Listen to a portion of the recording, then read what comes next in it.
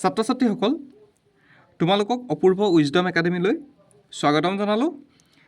আজি তোমালোকক মেট্ৰিক পৰীক্ষাত আহিব লগা 10টা কমন কুৱেশ্যনছ এই ভিডিঅ'টোৰ জৰিয়তে বুজাবলৈ চেষ্টা কৰিম। গতিকে তোমালোকে ভিডিঅ'টো প্ৰথম পৰা শেষলৈকে চাবা আৰু যিমান পাৰা বন্ধুবৰ্গৰ মাজত ভিডিঅ'টো শ্বেয়াৰ কৰি ল'বা। এতিয়া প্ৰথমতে মই তোমালোকক এটা কুৱেশ্যনছ লৈ লৈছোঁ। এইটোত কৈছে কি 3x divided by 2 minus 5y divided by 3 is equal -2 আৰু এটা দিয়া আছে সমীকৰণ x/3 plus y/2 is equal 13/6।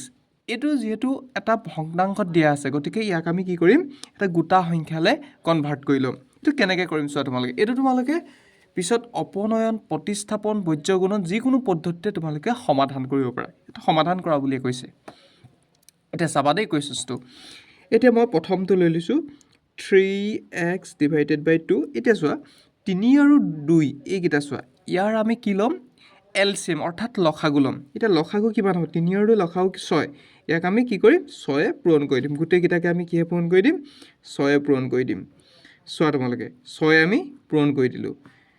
সোঁফাল বাওঁফাল দুইটাতে আমি কি কৰিলোঁ, 6 পূৰণ কৰি দিলোঁ।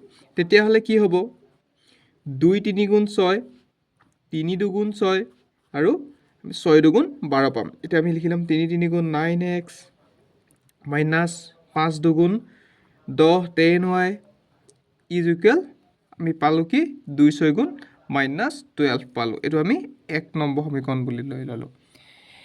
এতিয়া আমি ইয়াৰ পৰা ল'ম, ইয়াতো 3 2 গুণ কিমান হয়, 6 হয়। ইয়াৰ লসাগু কিমান হ'বগৈ, 6 হয়। গতিকে ইয়াতো আমি কৰিম কি x/3 plus y/2 is equal 13/6। আমি এইটো লিখিয়ে লৈছোঁ।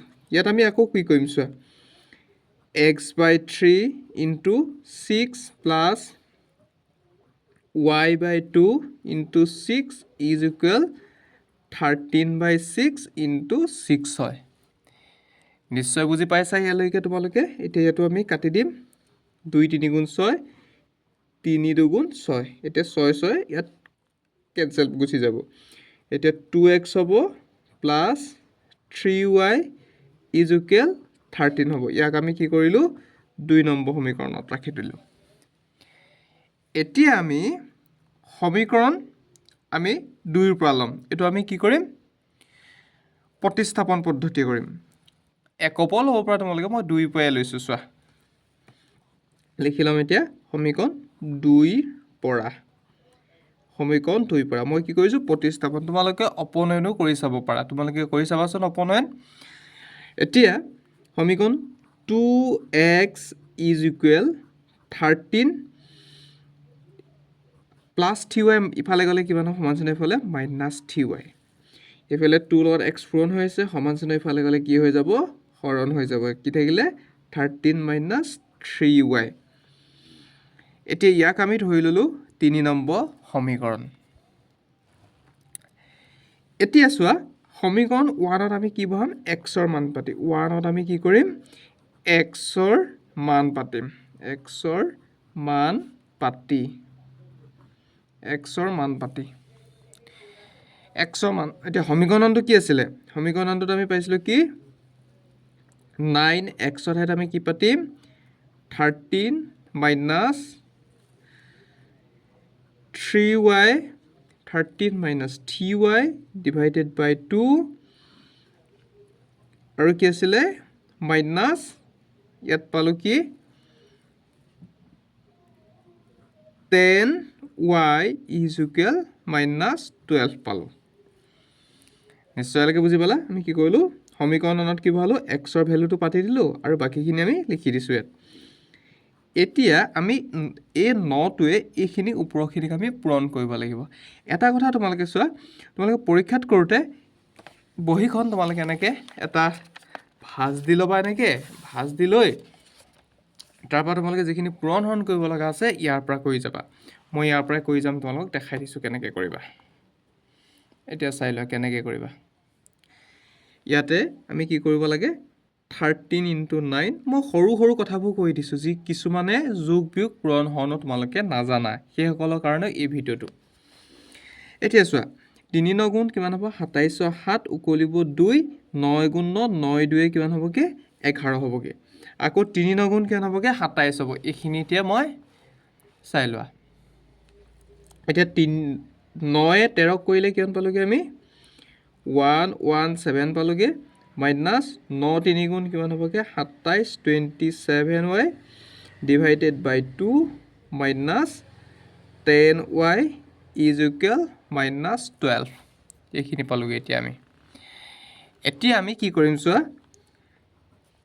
ইয়াত 2 আছে ইয়াত একো নাই গতিকে ইয়াত 1 এটা আছে বুলি ধৰি লৈ আমি কি ল'ম 2 আৰু 1 এলচিএম ল'ম এলচিএম ল'লে কিমান হ'বগৈ 2 হ'ল এতিয়া 2 হ'লে এইখিনিতো আমি একো কৰিব নালাগে কাৰণ কেলৈ 2 তলত আছে 2 গুণ 2 গতিকে 117 মাইনাছ 27y মাইনাছ কি হ'ব ইয়াত 1 এটা আছে 1 লগত কি পূৰণ কৰিলে 2 হ'ব 2 সেই 2টো 10টোৰ লগত পূৰণ হৈ যাব তেতিয়াহ'লে কিমান হ'বগৈ 2 গুণ 20 20y ইজ ইকুৱেল মাইনাছ 12 হ'ল এতিয়া চাবা দেই এতিয়া আমি কৰিম কি 117 মাইনাছ এইখিনি যদি আমি মাইনাছে কি হয় প্লাছ হ'লে কিমান হ'বগৈ 47 হ'বগৈ 47y ইজ ইকুৱেল কিমান হ'বগৈ মাইনাছ 12 এতিয়া 2টো কি হৈছে হৰণ হৈছে সমান চিহ্ন ইফালে গ'লে কি হৈ যাব পূৰণ হৈ যাব পূৰণ 2 হৈ যাব তেনেহ'লে আমি কি কৰিম চোৱা এতিয়া 117 আছে মাইনাছ 47y ইজ ইকুৱেল 2 বাৰং কিমান হ'ব মাইনাছ 24 হ'ব এতিয়া চাবা দেই মাইনাছ 47yটো মই ইয়াত লিখিলোঁ তাৰপিছত 117 117টো এইফালে কি আছে প্লাছত আছে সমাজনৰ এইফালে গ'লে কি হৈ যাব মাইনাছ হৈ যাব মাইনাছ 24 মাইনাছ 117 এতিয়া তোমালোকে এটা কথা জানা মাইনাছে হয় কি মাইনাছে হয় প্লাছ হয় গতিকে আমি পালোঁ কি এতিয়া এইকেইটা আমি কি হৈছে এইকেইটা আমি যোগ কৰিব লাগিব যোগ কৰিলে কিমান হ'বগৈ 117 আৰু 24 এইটো আমি প্লাছ কৰিছোঁ প্লাছ কৰিলে কিমান পাম 7 4 কিমান হ'ব 11 1 উকলিব 1 2 1 3 উকলাকে 4 1 এতিয়া কিমান পালোগৈ মাইনাছ 141 পালোঁ এতিয়া আমি এটা কাম কৰিব এই মাইনাছডালে কাটি দিব পাৰোঁ মাইনাছে কি হ'ব কেঞ্চেল গুচি যাব এতিয়া ৱাইটো এইফালে লিখিব লাগিব 47টো ৱাইট লগত পূৰণ হৈছিলে সমাজচনে ইফালে গ'লে কি হৈ যাব হৰণ হৈ গ'ল ইয়াত থাকিলে 141 তেনেহ'লে 47 কিমান বাৰ যাব 3 বাৰ যাব চাগে আমি চাই লওঁ 47 আমি হৰণ কৰি চাওঁ এতিয়া 3 বাৰ দি চাওঁচোন 3 7 গুণ 21 উকলিব 2 4 3 গুণ 12 12 2 কিমান হ'বগৈ 14 হ'ব এতিয়া 141 কেইবাৰ গ'লগৈ এইটো 3 বাৰ গ'ল 3 বাৰ গ'লে কিমান পালোগৈ আমি y ভেলুটো কিমান পালোগৈ y ভেলুটো আমি পালোগৈ কি 3 পালোঁ এতিয়া আমি কি কৰিম চোৱা সমীকৰণ চোৱা তোমালোকে সমীকৰণ আমি 3ত কি পাতিম y মান পাতিম এইটো চাই লওঁ মই ছাইডতে কৈছোঁ তোমালোকে খালি পৰীক্ষাত ছাইডত নকৰিবা তোমালোকে ধুনীয়াকৈ কৰিবা ইয়াৰ পিছত তলত কৰিবা এতিয়া আমি সমীকৰণ 3ত লিখিম 3ত কিমান পাতি y মান